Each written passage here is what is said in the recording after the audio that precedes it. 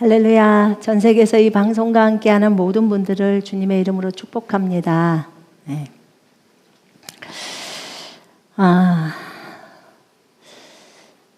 여러분 성경에서 여러분은 어떤 인물을 좋아하십니까? 저는 다윗을 참 좋아합니다. 다윗. 하나님의 마음에 합한 자. 하나님의 마음에 합한 자. 다윗. 하나님의 마음에 합해졌다는 것은 어떤 뜻일까요? 처음에 제가 그 말의 뜻을 몰라가지고 하나님의 마음에 합했다. 그게 무슨 뜻이래요? 하나님의 마음에 합한 자. 그 말은 하나님의 마음과 하나가 되었다, 그런 뜻이에요. 하나님의 마음에 하나님과 한 마음이 되었다, 지금 그 말이거든요. 그것을 알기까지 제가 시간이 몇 년이 걸렸습니다. 그래서 하나님의 마음에 합한 자. 내가 항상 내 앞에 계신 주를 배웠으며 나로 요동하지 않게 하기 위하여 그가 내 우편에 계시도다. 내가 항상 내 앞에 계신 주를 배웠으며 나로 요동하지 않게 하기 위하여 그가 내 우편에 계시도다. 다윗이 주님을 늘 배웠다는 거예요. 주님을 사랑하고 사모하기 때문에 배웠겠죠. 주님이 그렇게 나타나 주셨죠. 그것 때문에 또 다윗은 기뻤겠지요. 하나님의 마음에 합한 자. 근래에 제가 깨달은 것이 좀 있었어요. 제가 새벽 예배 때도 나눴는데 주님의 마음과 주님의 눈물이 머무는 곳. 기도를 하다가 하나님께서 알려주시는 것이 있었어요.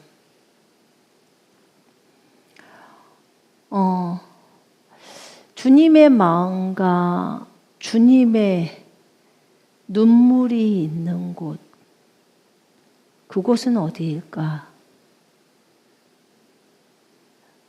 우리를 부르신 부르심이 너무 중요한데 우리가 이 땅에 내려온 목적이 있죠. 그 다음에 이 땅에서 주님이 우리에게 무엇을 하라고 하는 그런 부르심이 있잖아요.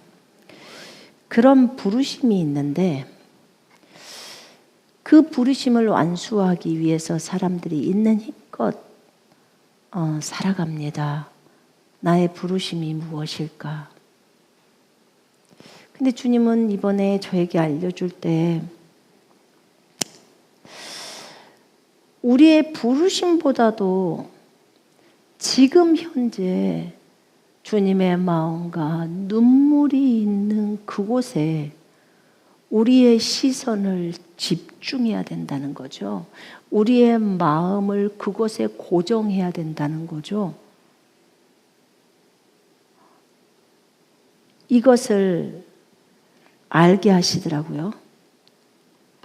우리가 그곳에 주님의 마음과 눈물이 있는 그곳에 우리의 시선과 우리의 눈이 고정되라는 거죠. 우리의 마음이 고정되는 게 굉장히 중요하다고 말씀을 하셨어요.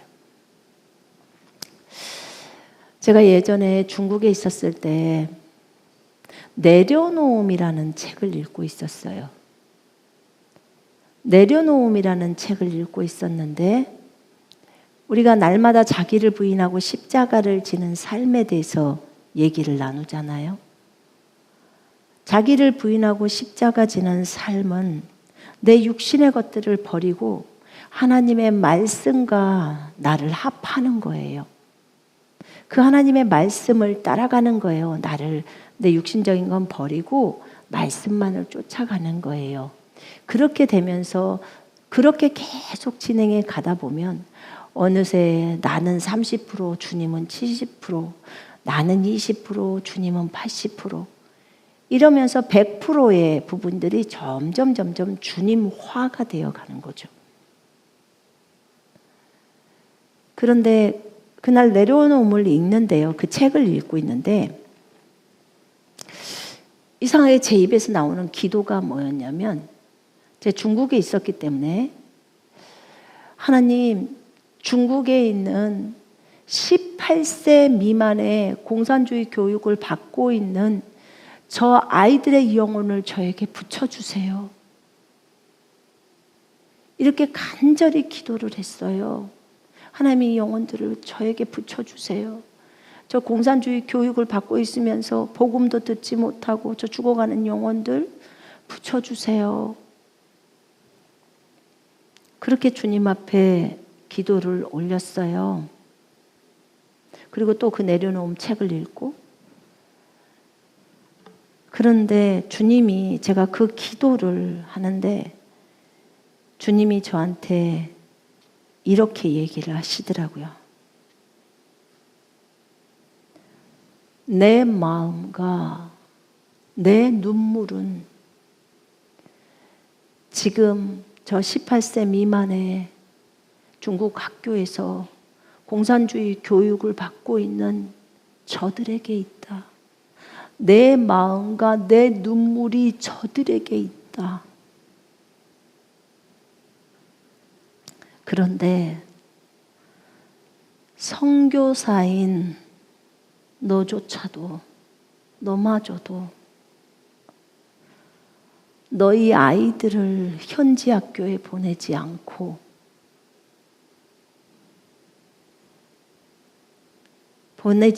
있으면서 어떻게 나에게 저 아이들을 붙여달라고, 너에게 붙여달라고 요구할 수 있니? 라고 하셨어요. 내가 너무 명확하게 들었어요. 어떤 영혼에 대한 기도를 할 때는요, 그 나라의 영혼들이 예수께로 돌아오기를 위해서 기도하거나 그 영혼들을 우리한테 붙여달라고 하거나 이럴 때는 굉장히 주님의 음성이 아주 명쾌하게 들려요. 하나님은 모든 사람이 구원을 받고 진리의 지식에 이르기를 원하시기 때문에 그래요. 근데 제가 그 얘기를 듣고 사실 너무 놀랐어요.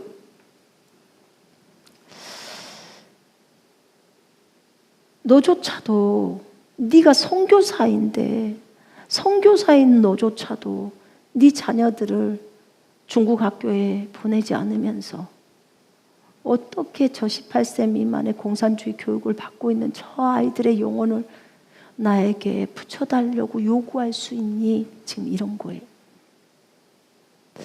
그래서 제가 그 소리를 듣고 너무 놀래가지고, 주님 혹시, 주님 저희 아이들 지금 기독교 학교 다니잖아요. 그렇게 말씀드렸어요. 그랬더니 주님이 그랬어요. 내가 너희 아이들이 기독교 학교 다니는 걸 나쁘다고 말하는 게 아니야. 내 마음과 내 눈물은 저 중국 공산주의 교육을 받고 있는 저 18세 미만의 아이들에게 있단 말이다. 내 마음과 내 눈물이 그들에게 있어. 라고 하시는 그 주님의 말이 너무 내 가슴을 찢는 거예요. 왜냐면 애통하셔서 하는 그 표현이었어요. 너무나 애통해 하셨어요.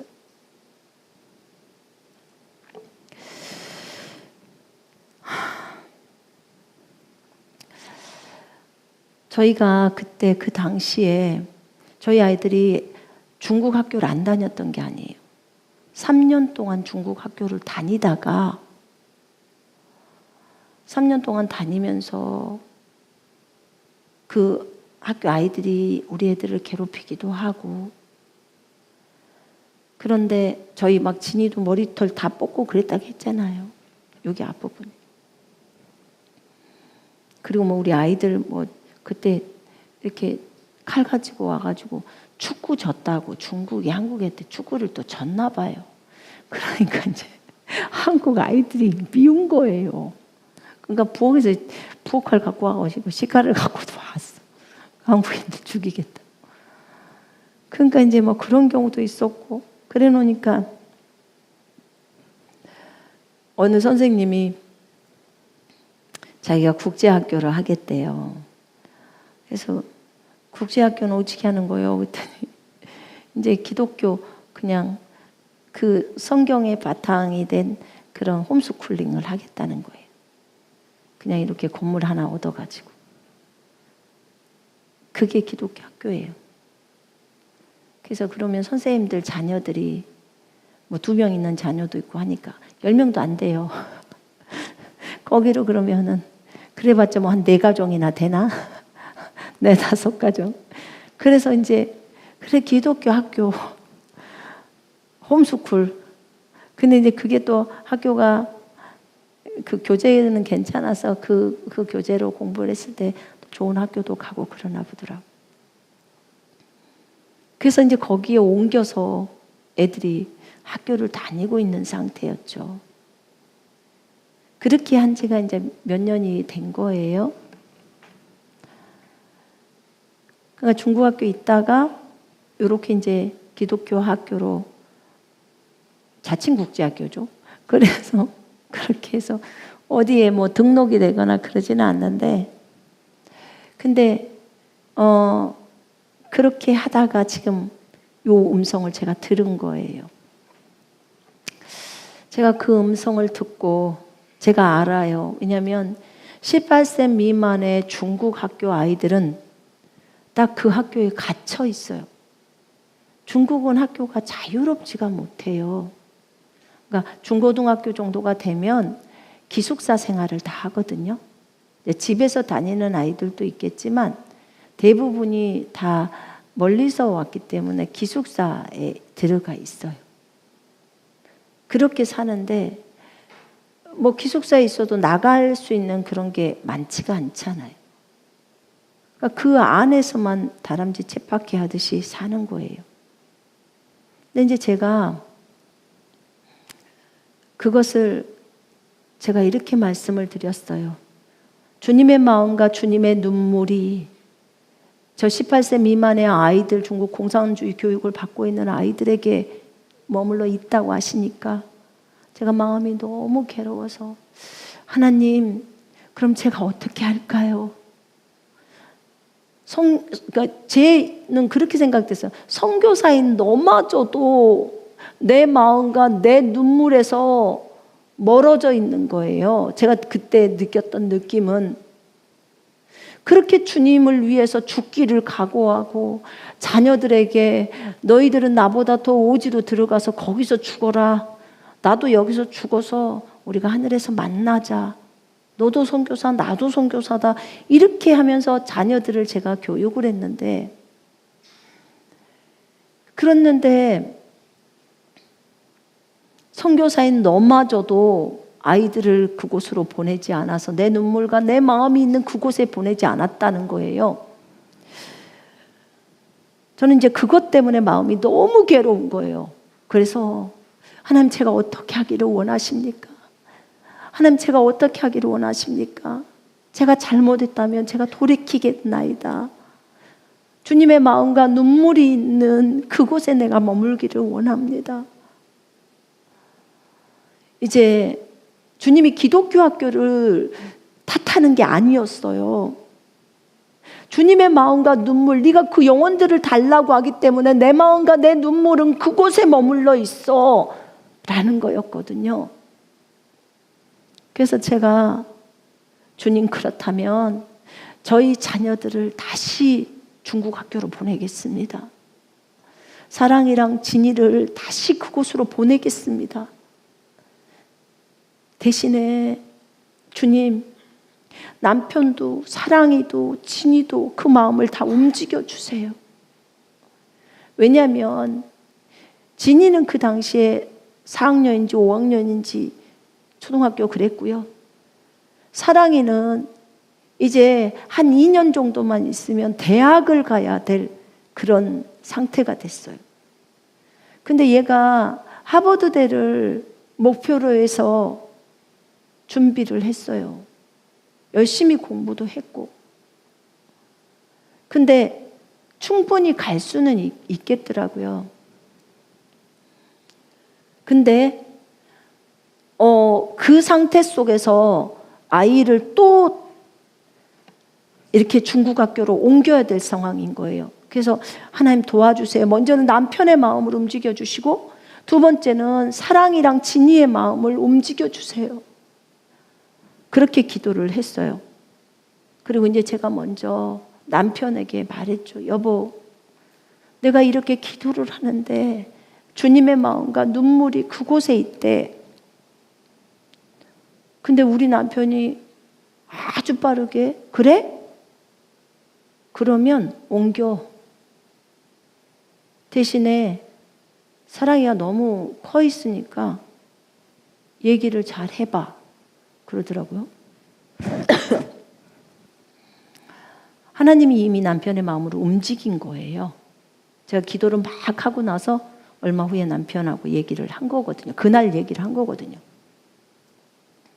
그리고 저녁 때 학교가 끝나고 사랑이랑 진이가 왔어요. 근데 이제 사랑이랑 앉아보라고 하고 그 얘기를 했어요. 사랑아, 엄마가 이렇게 내려놓음이란 책을 읽고 있다가 내가 중국 학교에 있는 아이들 달라고, 저 영혼들 달라고 구했는데 주님이 나한테 이런 얘기를 했어. 내 마음과 눈물은 저 중국 학교에서 교육받고 있는 저 아이들에게 있다고 했어. 그래서 내가 너한테 권면하는데 너 중국 학교 갈래? 이렇게 말했어요. 너 중국 학교로 옮겨보지 않을래? 주님의 마음과 눈물이 거기 있다는데. 이렇게 제가 말을 했어요. 그랬더니 얘가 1분도 안 돼서 엄마, 나 중국 학교로 갈 거야. 딱 그러더라고요. 그때 제가 너무 감사가 나오는 거예요. 그러면서도 얘가 또 얼마나 또 후회하고 나한테 그러면 또 안 되잖아요. 그래서 괜찮겠어? 라고 얘기했어요. 그랬더니 주님의 마음과 주님의 눈물이 그들한테 있다며. 그 학교에 있다는데 그럼 그 학교에 가야지. 주님의 마음과 눈물이 있다는데 그러더라고요. 그래서 제가 너무 감동을 먹었어요. 저희 딸아이한테. 너 그러면 중국 학교로 간다는 말은 너 이제 하버드 대학 못 가. 너 가려고 하는 학교 못 가. 하더니 안 가도 돼. 그러더라고. 안 가도 돼. 그러면 너 그거 포기해야 돼. 미국으로 학교 가는 거. 그래, 나 포기해. 그냥 접어버리더라. 나 포기해. 나중에 그 학교 못 가면 뭐 한국에 가서 빵 만드는 거 배우지 뭐. 그렇더라고요. 그렇게 말을 하더라고. 그럼 뭐 빵 전문 학교로 가든지 안 그러면 빵을 배워서 하든지. 괜찮아 엄마. 나 후회 안 해. 그러더라고요. 그게 정말 감사했어요. 하나님이 벌써 이 아이를 만져놓은 거예요. 그리고 이제 진이한테 물었어요. 진아, 너 중국 학교로 갈래? 주님의 마음과 눈물이 그곳에 있대. 라고 했더니 나는 안 가. 그러더라고. 나는 안 갈 거야. 난 형들하고 같이 여기 학교에 있을 거야. 나는 중국 학교 싫어. 그러더라고요. 그래서 누나는 간다고 했어. 주님의 마음과 눈물이 있다고 해서. 그랬더니 그럼 누나가 가면 가야지 뭐. 이렇게 하더라고. 그래갖고 아이들을 일주일 안에 그 학교로 옮겼어요. 그랬더니 그때 같이 그 아이들하고 그 기독교 학교에 다녔던 그 엄마가 다른 선교사님, 사모님이 그러더라고. 사랑이 엄마 미쳤어? 아니 애가 2년 있으면 지금 대학을 가는데 아니 또 바꾸면 어떡하냐는 거예요. 그래서 제가 설명을 했어요. 이렇게 주님의 마음과 주님의 눈물이 있다는데, 그래서 제가 그 아이들한테 물었어요. 했더니 사랑이가 흔쾌히 대답을 해서 우리가 옮겼어요. 그랬더니 아니 그래도 그렇지, 애 앞길이 있는데 주님께 맡겨야죠. 주님의 마음과 눈물이 있다고 해서 거기를 선택을 했는데, 그러고 말았어요. 근데 그 학교에서 이제 진이는 사실 타락을 했던 거예요. 내가 진이가 타락한 것은 나중에 알았잖아요. 제가 간증을 듣고 뒤로 넘어갈 뻔했어요. 간증은 아주 깊은 것까지 얘기를 했던 거고, 엄마 내가 그때 타락을 했어요 뭐 이런 얘기들은 그 전에 했거든요. 담배 좀 폈나 보다 그냥 그러고 말았죠. 뭐 얼만큼 심각하게 제가 생각을 했겠습니까? 자기가 많이 타락을 했대. 그랬는데 거기까지는 생각을 못한 거죠. 근데 그 아이가 그곳에 다니면서 그 학교에 다녔고, 사실 주님의 마음과 눈물이 그곳에 있다고 했을 때 그 아이들이 그 학교를 다니면서 몇 명이나 전도를 해갖고 오겠습니까? 저희 교회로. 제가 기억되는 것은 한 진이가 한 10명 정도는 해온 것 같아요. 그리고 사랑이가 한 2명 정도는 해온 것 같아요. 우리 모임에, 중국 교회 모임에. 그 정도만 기억이 나지 나머지는 안 나요. 그런데 어느 날 김진이가 수련회를 보냈는데, 그때가 중학교 2학년 때예요. 그거 일찌감치 타락을 한 거예요. 일찌감치 타락을 했던 이유들이 있었어요. 근데 이 중국 학교가 나중에 진이가 얘기를 해줬어요. 중국 학교에 들어가 보니까 다들 그 안에서 기숙사에 살잖아요. 그래서 중학교 돼서 중국 그 기숙사에도 점심 때 안 오고, 이제 집이 가까이 있으니까 웬만하면 집에 와서 음식을 먹고 가고 이렇게 할 수 있도록 해줬었는데, 이제 중학교는 가고 나서 조금 다시 좀 멀어지고 집이 조금 더 멀어졌어요. 우리가 사역적으로 인벌브가 더 많이 되면서. 그랬는데 걔가 거기서 중학교 때 점심시간에도 있어보고 교실에서도 있어보고 기숙사에서도 있어보니까 중국 학교 안에서, 이 중국이 굉장히 성이 문란해요, 여러분. 굉장히 문란합니다. 중국이 굉장히 엄격해 보이고 막 그렇게 보이죠? No, 완전히 우리나라랑 아니에요.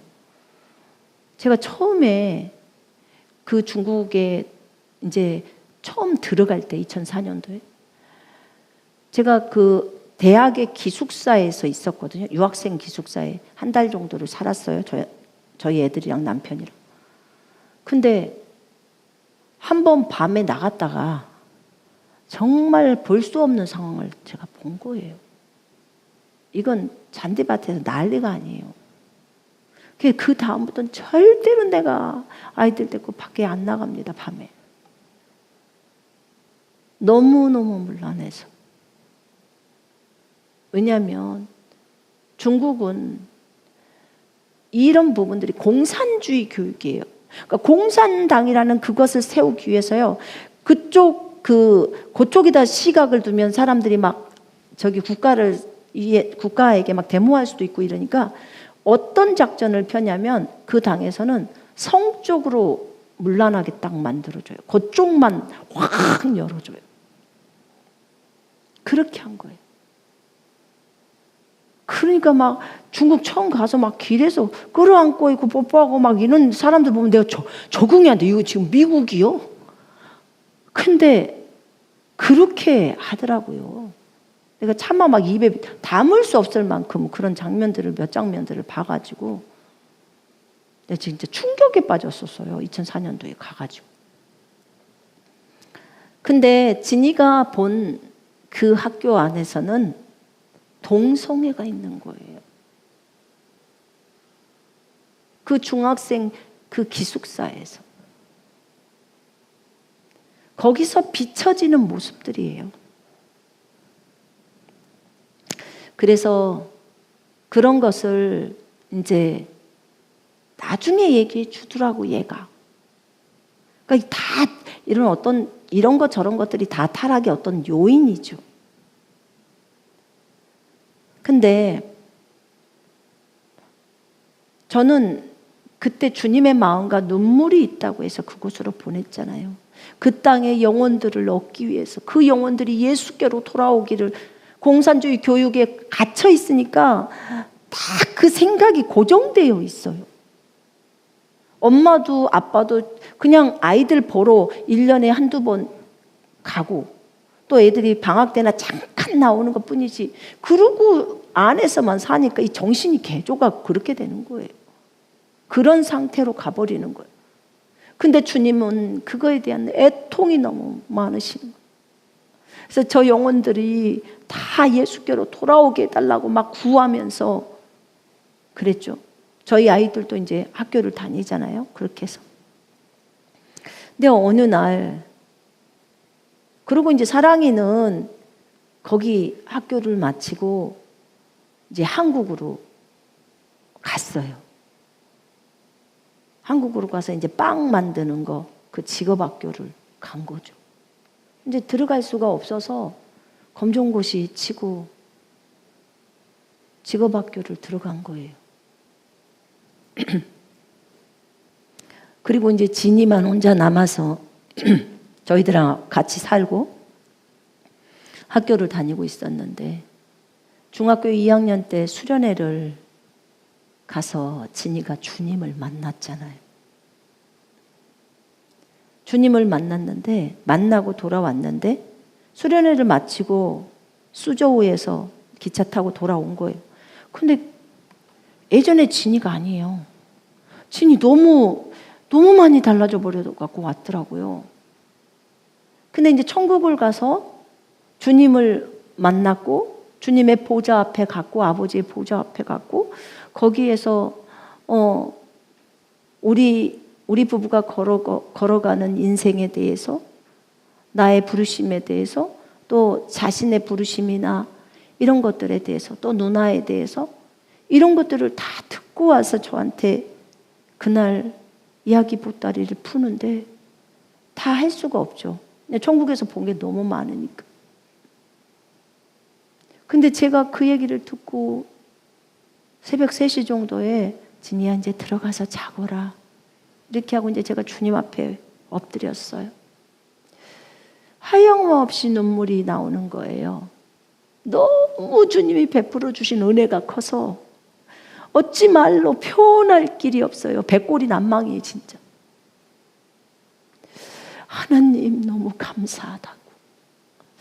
어찌하여 우리 아들한테 이 큰 은혜를 주셨냐고. 그때 주님이 이런 얘기를 하더라고요. 사랑이가 진이 그 아이한테 주님이 주신 것은 선물이었대요.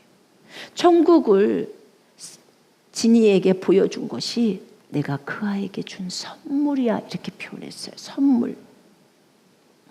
왜냐?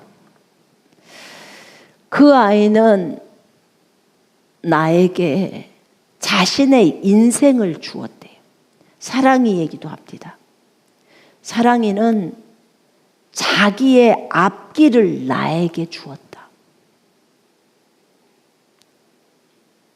네가 나에게 그 아이들을 붙여달라고 했을 때 내 마음과 내 눈물이 그곳에 있다고, 18세 미만의 공산주의 교육을 받고 있는 아이들에게 있다고 했을 때 사랑이는 바로 결단을 했다는 거예요. 그 아이가 자신이 가야 할 그 대학을 포기해버리고 주님의 마음과 눈물을 선택했다는 거예요. 그 아이가 주님의 마음과 눈물을 선택했대요. 지가 가고 싶어하는 학교 포기해버리고, 그것은 자신의 인생을 자기가 포기하고 하나님을 선택해 들어갔다는 거예요. 주님은 보실 때 그것을 그렇게 보시더라고. 그렇게 높이 평가해 주시더라고.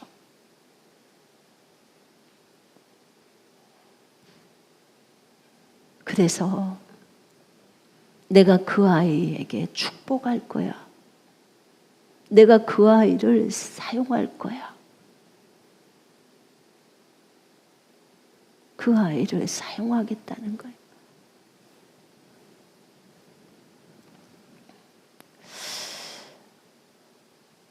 참 할 말이 없었고 너무 감사했고, 진이도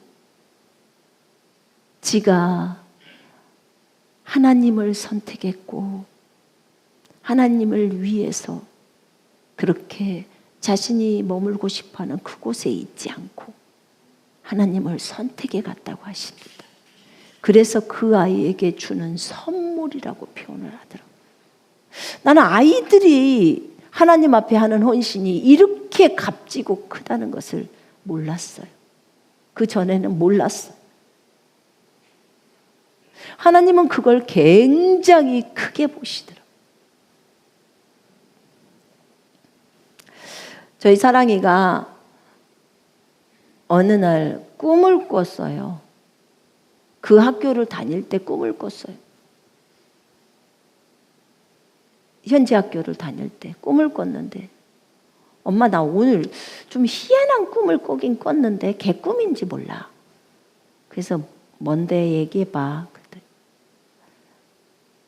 내가 아주 작은 꼬맹인데, 자기가 아주 작은 꼬맹인데 내가 끈으로 달을 묶어가지고 질질 끌고 가더라.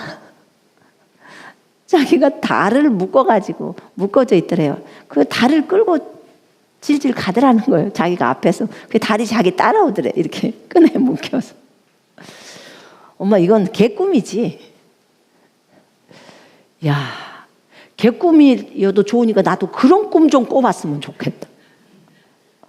어떻게 달을 끌고 가냐? 그랬더니 자기가 이래, 어디 영상에 나온 뭐 그런 걸 내가 봐서 그런가? 그런 게 꿈에 나타났나? 언제 봤는데? 모르지. 자기도 이해가 안 되니까 그래. 근데 진이가 천국에 가서 주님을 만나고 주님이 이렇게 스크린을 띄워서 딱 보여주시더래요. 그러더니 쬐끄만 누나가 사랑이 누나들에 보니까 달을 끌고 가더래. 줄에 매갖고. 그것을 딱 하고 가길래 자기가 그랬대. 주님, 저것은 우리 누나가 자기가 개꿈 꿨다고 그 달 끌고 가던 꿈이라고 했는데요. 그랬더니 내가 너희 누나에게 준 꿈이야. 우리 누나에게 준 꿈이었네요. 그러면 주님이 준 꿈이었네요. 그래. 그럼 개꿈이 아니네요. 아니야. 그럼 우리 누나를 쓰실 건가요? 내가 사용할 거야. 그래서 달은 뭘까요? 그랬더니 어떤 경제 부분을 얘기한다고 그러더라고요. 경제적인. 저것이 무엇이 될라나 그랬어요. 어떤 복음 사업가? 저는요, 우리 자녀들이 선교사가 되기를 원해요. 선교사. 그래서 저 오지 가서 복음을 증거하다가 거기서 죽기를 원하는 거예요. 그래서 웬 그러면 복음 사업가인가? 근데 저는 사실 그런 거 별로 생각 안 하거든요. 근데 어찌 됐든 하나님께서 진이에게 그렇게 아름답게 인도해 주셔서 진이가 완전히 바뀌었잖아요. 좌우지간 그 학교에서 무엇을 받든지 어떤 음란의 형태를 받든지 어떤 무엇을 했든지 간에 지금은 그리고 나서 진이는 달라져 버렸고 진이는 사역의 길을 선택을 했잖아요. 그리고 아름답게 변화돼서 주님 앞에 쓰임받고 있잖아요. 이것을 생각할 때 하나님의 마음과 눈물을 선택한 사람의 결과는 얼마나 아름다운가. 비록 어떤 미국 학교는 못 갔을 수 있지만 물론 그때 그곳에 다녔던 사람들은 다 미국 학교로 갔죠, 애들이. 그런데 진짜 주님 나라를 위해서 고등학교도 진이 같은 경우는 중도에 포기하고 주님이 한국으로 가라고 했으니까 주님 말씀에 따라 걸어서 왔잖아요. 그런 부분들을 생각할 때 참 이 아이가 참 귀했거든요. 제가 볼 때는 주님을 위해서 결단하는 그런 거죠. 근데 주님의 마음과 눈물을 선택했을 때 하나님께서는 저에게 저 아이들의 앞길을 책임지신다고 하시더라고요. 그들이 나를 선택했기 때문에 내 마음과 내 눈물을 선택했기 때문에 내가 그 아이들을 책임지는 거예요. 주님의 마음과 주님의 눈물을 선택했다는 것은 주님 자신을 선택했다는 거예요. 주님의 마음을 선택했으니까. 주님의 마음이 그곳에 머물러 있으니까. 다윗이 주님의 마음에 합한 자잖아요. 제가 저희 딸이 지금은 뭐 하고 있냐면 온라인 쇼핑몰을 해요. 근데 제가 하나님이 저에게 지목헌금을 아주 과거에는 많이 자주 주셨어요. 또 많은 양을 주셨어요. 지목으로. 그래서 그 돈들을 이렇게 다 흘러보내요. 어디로 보낼까요? 어디로 보낼까요? 하는데 주님이 이 돈은 요번에 들어온 것은 어디로 흘러보낼까요? 했을 때 사랑이에게 줘라. 이렇게 얘기해요. 사랑이에게요? 사랑이에게 줘라. 근데 특별히 하나님은 사랑이한테 굉장히 관대하시더라고요.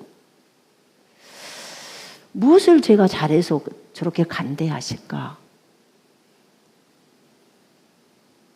근데 주님은 그거였어요.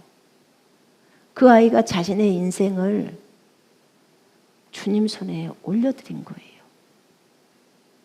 포기하고 주님의 마음을 따라갔던 그것을 생각하시면서 그 아이한테 그 돈을 주라는 거예요. 참 풍성하신 하나님, 제가 그런 말 했어요. 저희 딸한테도. 너 하나님이 얼마나 너에 대해서 관대하신 줄 아느냐? 네가 이렇게 주님께 했다고 해서 네가 주님의 마음과 눈물을 선택했다고 해서 하나님은 너를 참 사랑하시고 너에게 이렇게 관대하게 많이 베풀기를 원하신다. 너 그거 항상 잊지 말아야 돼. 하나님께 감사하는 거. 그랬더니 엄마 알고 있어. 나는 정말 주님 앞에 너무 쬐끄만한 헌신인데 주님은 이렇게 나를 생각하시고 많은 고객들 보내주시고 혼자 1인 사업이지만 훨씬 월급쟁이보다 많이 벌죠. 아주 쬐끄만 거 팔아요. 무슨 파우치 이런 거 파는데 중국말을 하니까 지가 언어를 중국 공장하고 뚫어가지고 물건을 떼다가. 근데 제가 볼 때는요, 호의를 입는 것 같아요, 그 아이가. 다른 집 파우치보다는 한 1,000원이나 500원이나 좀 더 비싸대요. 근데도 사람들이 그렇게 많이 사요.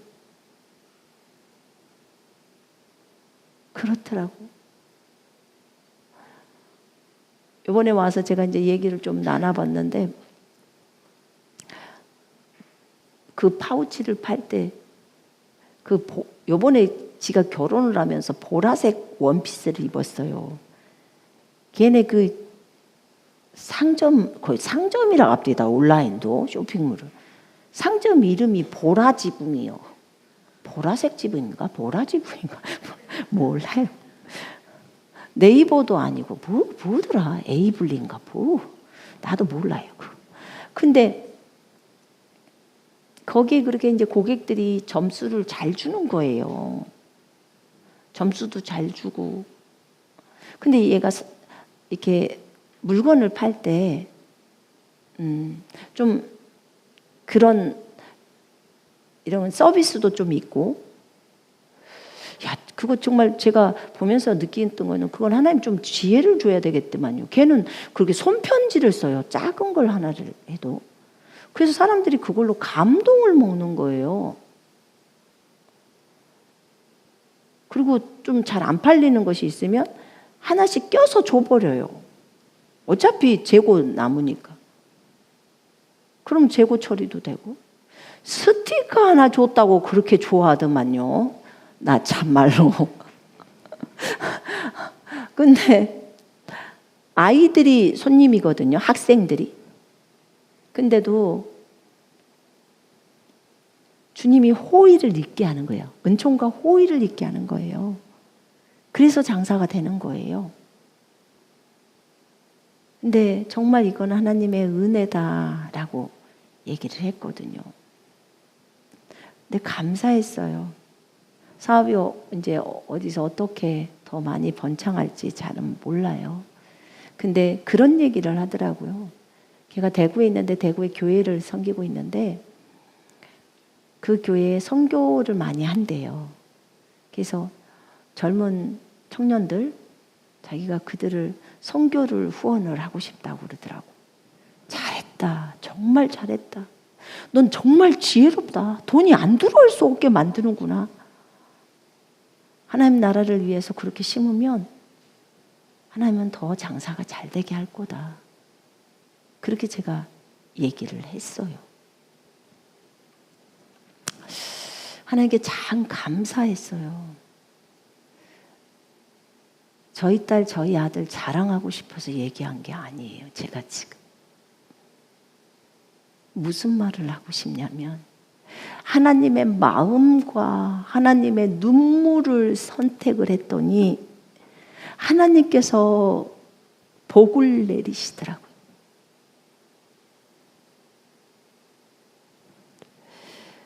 주님이 원하심. 얼마든지 그럴 수 있잖아요. 사랑이가 만약에 엄마 내가 이런 부분들에 있어서 내 가야 될 진로는 이렇게 정했어. 그전에라도 주님의 부르심을 알아서 내가 이렇게 하면 내가 이 길을 갈 거야 라고 주장할 수 있었을 거예요. 근데 그게 아니었잖아요. 주님의 마음과 주님의 눈물이 그곳에 있다는 것 때문에 가기 싫은 학교로 그냥 방향을 확 바꿔버리는 거예요. 그리고 그곳으로 다시 들어가는 거예요. 얼마나 가기 싫었겠어요, 아이들이. 그 학교에서 너무 수모를 많이 겪었는데. 근데 저는 그것이 그렇게 크다고 생각을 못했던 거예요. 제가 이번에 깨달은 것은 뭐였냐면요. 주님의 마음과 그 눈물이 있는 것은요. 나를 향한 부르심보다 그게 더 크다는 것을 제가 깨달은 거예요. 어떻게 그게 그럴 수 있지라고 생각할 수 있어요.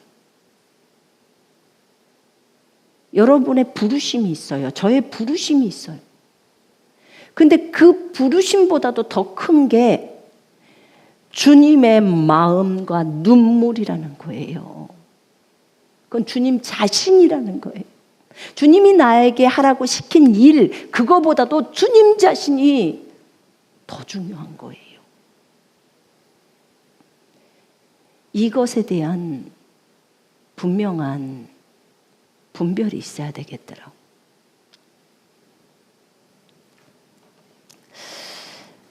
우리가 때로는 하나님이 우리가 이해하지 못하는 것을 요구할 때가 있어요. 엄마의 입장에서, 아내의 입장에서 굉장히 어려워요. 이 아이를 위해서는 이것을 선택하는 것이 맞아요. 이 남편을 위해서도 이것이 선택하는 게 맞아요. 이 아이의 앞길을 위해서는 이것이 선택하는 게 맞아요. 그런데 하나님의 요구가 그것보다 클 때가 있다고.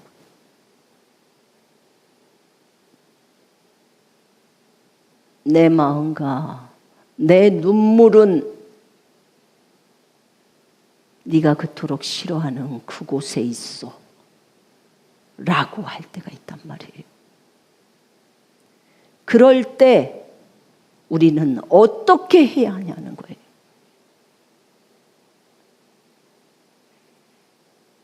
참 어렵죠. 기독교 학교를 가는 것도 너무 좋은, 공산주의 교육에서는 좋은 선택인데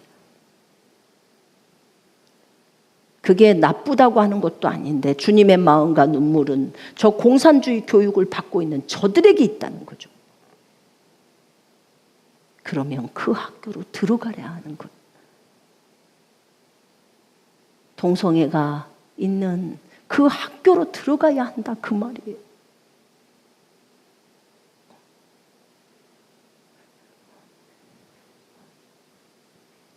선교사로서 네가 내 마음을 안다고 하는 선교사조차도 아이를 그 학교에 안 보냈다는 거예요. 저에게.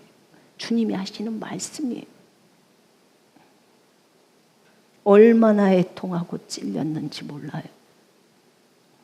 주님이 말씀하시면 주님을 신뢰하고 보내야 하는 거예요. 주님이 말씀하시면 그토록 싫어하는 그런 직장의 일도 가야 하는 거예요. 주님의 마음이 그곳에 있기 때문에.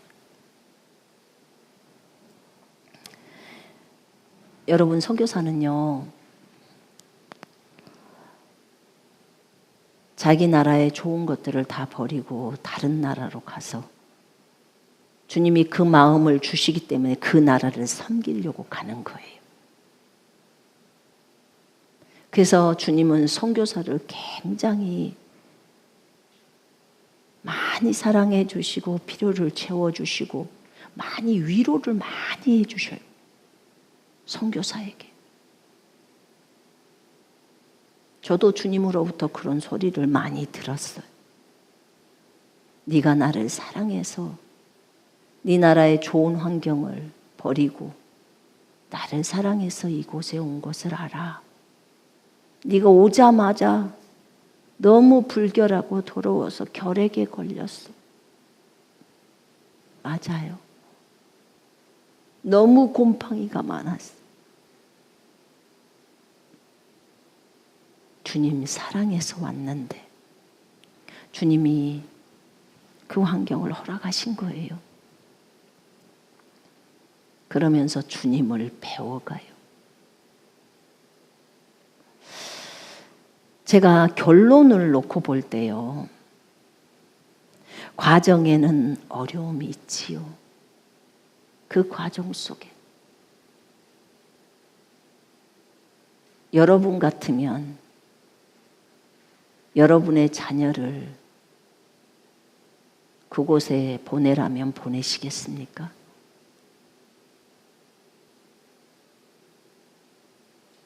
여러분의 자녀를 동성애를 하고 있는 그곳에 그곳 학교에 들여보내서 비친 이 아이들이 가라는 거예요. 제가 말했잖아요. 그래봤자 10명 전도 몇 년 동안 그게 다예요. 그렇지만 주님은 자신의 말을 듣고 그렇게 들어간 그 아이들을 보신 거예요. 그럼 주님이 책임져야 돼요. 타락을 했을지라도 결국은 주님이 바꿔놓는 거예요. 그리고 결론은 아름답게 되어가는 거예요.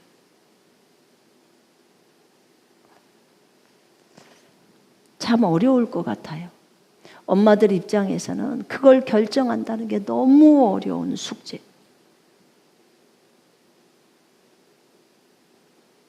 그런데 주님이 뭐라고 말하는 게 중요하죠. 그죠? 주님이 각 개인에게 무엇라고 말하는지가 가장 중요해요. 저는 저에게 그렇게 말했어요. 그리고 저는 그 학교에 동성애가 있었는지는 몰랐어요. 근데 공산주의에서 그렇게 있다는 것은 알아요. 제가 대학 전도 나가볼 때 보니까 알아.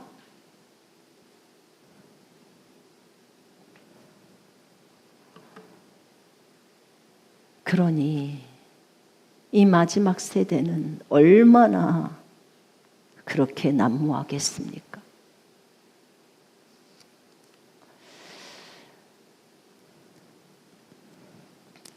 여러분, 소돔 땅에 롯이 선택해서 갔어요. 롯이 그 성문에 앉아서 재판장처럼 앉아 있을 때 주님은 롯을 평가할 때 그가 소돔성에서 너무 고통을 당한 의인 롯이라고 해요. 하나님이 롯을 보면서 의인으로 평가합니다. 하나님의 평가가 중요한 것이지 우리의 평가가 중요한 게 아니에요.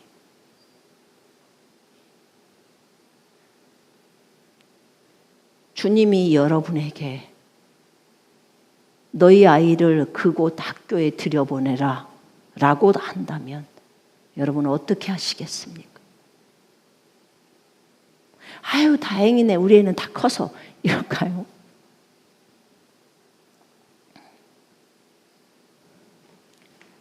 고민이 많이 될 거예요. 우리 아이의 부르심은 이 길로 가야 하는데 그럼 이 부르심은 어떻게 하나? 여러분 기도해야 돼요. 하나님의 그런 메시지가 들리면 가야 합니다. 뒤를 돌아보지 말고 가야 해요. 그 아이를 주님 손에 맡겨야 합니다.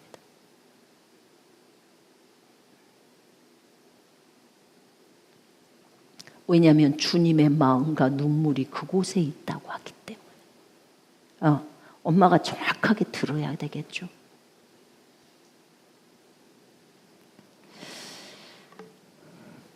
마음에 합한 자 다윗. 생각을 한번 해보세요. 사울은 다윗을 죽이려고 쫓아다닙니다. 주로부터 온 악령이 사울에게 임합니다. 제가 주로부터 온 악령이라고 했습니다. 사울에게 임합니다. 그 악령만 오면 창을 던져서 다윗을 죽이려고 합니다. 주께서 허락하신 악령이겠죠. 주님은 다윗에게 말합니다. 하나님의 기름 부음 받은 자 사울을 죽이지 마라. 그럼 어쩌라고요? 나를 죽이려고 이렇게 난리를 치는데 어쩌라고요? 도망 다녀라. 사울의 옷자락만 베도 다윗은 찔립니다. 주님으로부터 온 악령이 계속해서 사울을 괴롭힐 때 사울은 다윗을 죽이려고 오고 주님은 다윗에게 사울을 죽이지 말라고 하고 도망다니면서 주님 앞에 절규를 합니다. 이 상황, 주님이 얼마든지 빼내줄 수 있는 상황이에요. 일찌감치 사울을 전쟁에 내보내서 화살에 맞아서 죽게 만들 수도 있어요. 왜냐하면 너무 악을 저질렀으니까. 그리고 사울을 버렸잖아요, 주님이. 사무엘상 15장에서 불순종 때문에. 그런데 하나님은 10년 이상을 그대로 내버려 둡니다. 다윗은 도망자예요. 그 과정 속에서 다윗은 나중에 그 시편을 보고 나중에 그 말씀을 보면 그 사울을 자신이 직접 건드리지 않습니다. 하나님의 말씀을 우선시하기 때문에 벌써 훈련이 돼서 10년 동안 그 과정을 누가 보고 계시냐면 주님이 보고 계십니다. 사울은 다윗을 죽여야 하고 주님은 다윗에게 사울을 죽이지 말라고 하고 자신을 죽이려고 하는 자기 장인을 죽이지 말라고 그래요. 그리고 도망다니고 주로부터 온 악령은 계속해서 다윗을 죽이려고 사울을 충동질해서 가죠. 다 주님이 보고 있어요. 이 과정을. 이 과정 속에서 하나님의 마음과 합해진 다윗, 하나님의 마음과 합해진 다윗, 이 단어가 나오기까지 시간이 많이 걸렸습니다. 주님의 마음과 하나가 되었다는 것. 여러분, 주님의 마음과 하나가 되기 위해서는요, 이런 환경이 우리에게 올 수 있다는 거예요. 우리에게 내려놓음을 하게 하려고. 이거 쉬운 환경 아니에요. 이 환경 속에서 나는 어디를 선택해야 할 것인가? 나는 다윗처럼 주님 한 분에게만 절규하면서 주님 한 분만 바라보면서 그분 손에 사울을 맡기고 내 생명도 그분 손에 맡기고 나는 주님이 걸어가라는 그 길을 묵묵히 걸어가야 하는 것. 이게 우리가 가야 할 길이에요. 이 환경을 이해하기가 쉽지 않죠.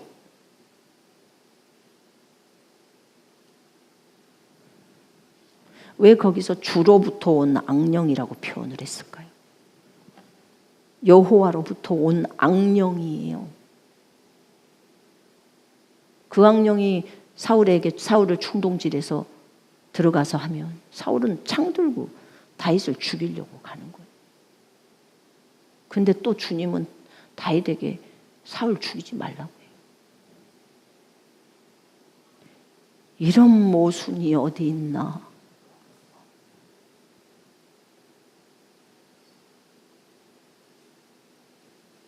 이렇게 생각할 수 있어요. 물론 어떤 악한 영도 우리가 범죄함 때문에 들어올 수 있고 가능하죠. 사울도 범죄를 했으니까. 근데 분명히 성경은 주께서 허락하신 악령이라고 나오죠. 주로부터 온 악령이 이렇게 딱 나와요, 성경. 이 부분을 여러분들이 좀 생각을 해야 돼요. 죄악을 저질러서 악령이 역사를 해서 그렇다. 네, 알아요. 우리가 왜 그걸 모르겠습니까? 근데 충분히 주님이 처리할 수 있음에도 불구하고 10년간을 처리하지 않으셨어요. 그리고 다윗을 빚었어요. 진짜 다윗 아름답게 빚어져요. 진짜 하나님의 마음에 합한 자가 돼요. 그래서 주님이 사도행전 2장에서 지금 우리 읽었잖아요. 내가 항상 내 앞에 계신 주를 배웠으며 나로 요동하지 않게 하기 위해서 그가 내 우편에 계시도다. 자기가 날마다 주님을 보는 거예요. 주님의 마음에 합한 자고, 한 마음이라고, 주님하고 한 마음, 마음이 한 개라고요. 주님이 자신을 다 드러내줘 보이는 거예요. 다윗에게. 그러니까 성경에서 예수님의 십자가의 죽음이나 이런 내용들이 다 다윗의 시에서 나오잖아요. 엄청난 계시를 부어줘요. 우리가 뱃속에서 아기가 나오고 하루 만에 글로 저 하늘에서 내려올 때 다 적어지고, 시편 139편 다 다윗의 시잖아요. 엄청난 내용들, 하늘의 비밀들을 알려줘 버리는 거예요. 주님의 마음에 합한 자.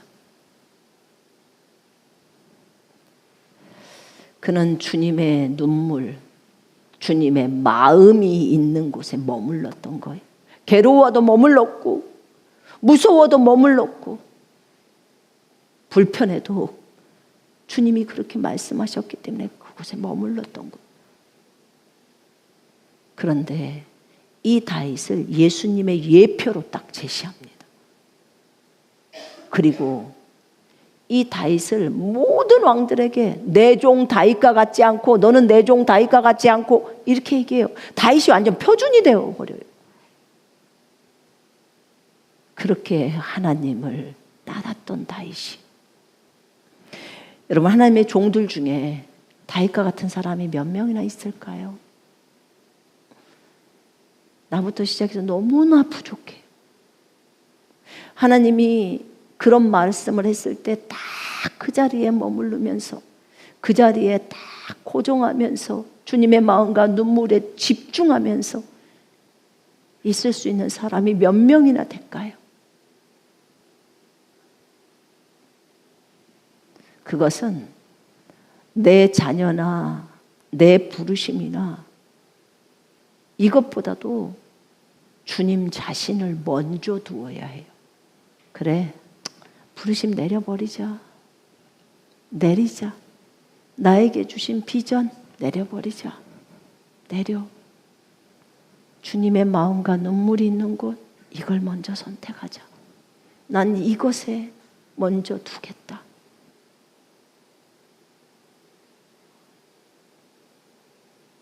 나를 향한 주님의 부르심, 주님이 나에게 주신 비전을 내린다는 거예요. 그것도 내려놓음이 필요해요, 여러분. 주님보다 앞서서는 안 돼요. 주님보다 앞서는 건 전부 내리게 해요.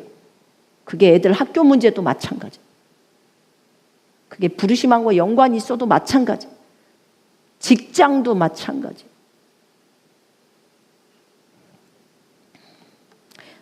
사람들이 뭐 철밥통이라고 뭐 한다대요. 그 공무원들을. 만약에 여러분들이 그렇게 생각한다면 그거 내려놓으면 하라고 할 때가 와요. 그렇게 생각을 했다면. 하나님의 사람들이 훈련되어질 때요, 하나님은 그것을 다 보신단 말이에요. 주님의 마음, 주님의 눈물, 그것이 우리의 비전이나 주님이 우리에게 주신 비전이나 부르심보다 더 크다는 사실을 우리는 인식해야 합니다. 그게 제가 근래 깨달은 거예요. 주님의 마음과 눈물에 우리의 시선을 고정하십시다. 우리가 주목하십시다. 집중하십시다. 그래서